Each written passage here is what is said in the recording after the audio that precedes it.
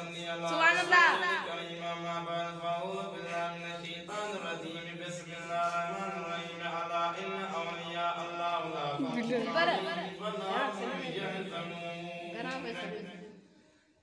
अल्लाह ताला पाने कुरान में इरशाद फरमाए अल्लाह खबरदार बुधी वठो इन औलिया अल्लाह अल्लाह ताला जाते के दोस्त मुदाने वला खौफुन अलैहिम वला हुम यहज़नून उनन ते को भी खौफ नाए नहीं गमगीन थींदा सुभान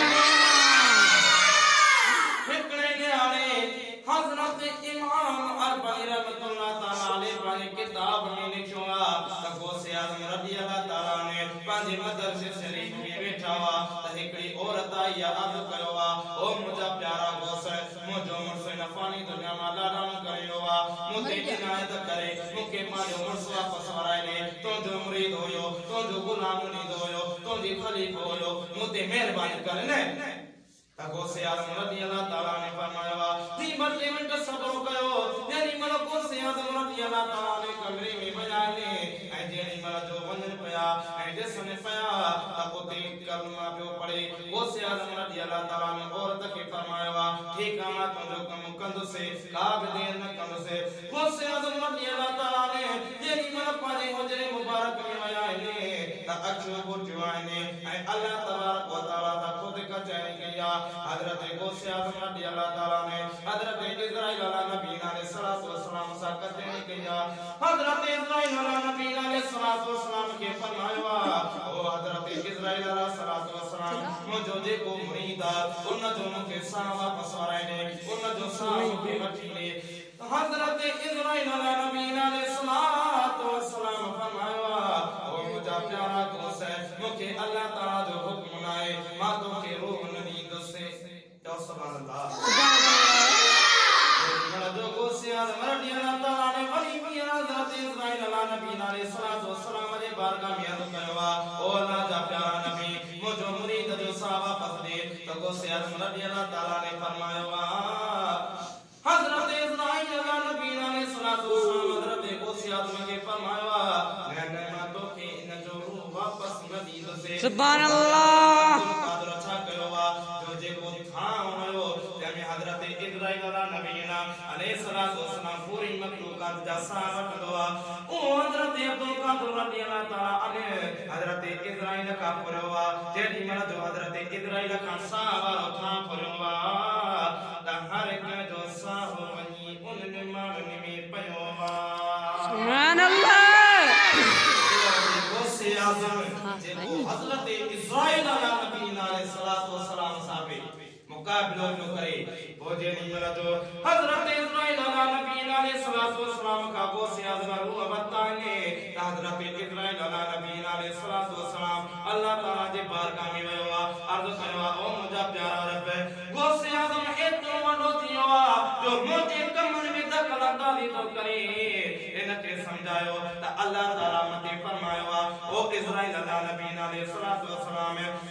गौसे आज़म मुंहिंजो दोस्त गौसे आज़म सां मुंहिंजी मोहबत ऐं अल्लाह ताला हज़रत इस्राईल खे ईअं फरमायो त जंहिं गौसे आज़म सां मोहबत कई उन ॼण रसूल सां मोहबत कई जंहिं रसूल सां मोहबत कई उन ख़ुदि मूं अल्लाह ताला सां मोहबत कई गौसे आज़म जो शान जेको पांजन मुरीदन जा उत कीअं पियो हज़रत इस्राईल अला नबी अलैहिस्सलातु वस्सलाम सां तबा इन जान जी यारी मरण खपे न खपे ज़रूर इन जी यारी मरण इन करे शान छा तो फरमाए मुंहिंजी पीर जड़ो कंहिंजो पीर न आदर खोड़ न करे दस्तगीर न सुभान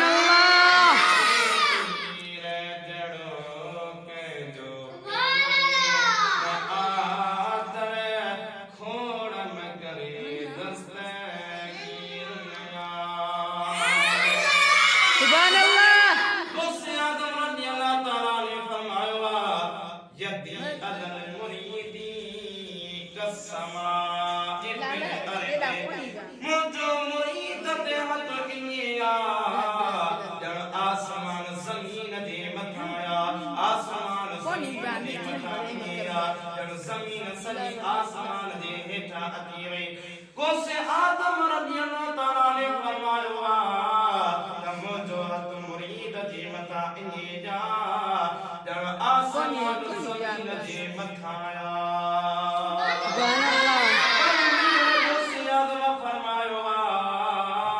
त मुंहिंजो मुरीद खणी केतिरो बि गुनहगार हुजे जेसि ताईं मां पंहिंजे मुरीद खे तौबा न कराईंदुसि बग़ैर तौबा जे मुंहिंजे मुरीद ते मौत अचिबो ई नाहे कंहिंजो पीर न आ हो मुंहिंजे पीर चढ़ो कंहिंजो पीर न आ दर खोड़ मगरे दस्तगीर न आ सुभान अल्लाह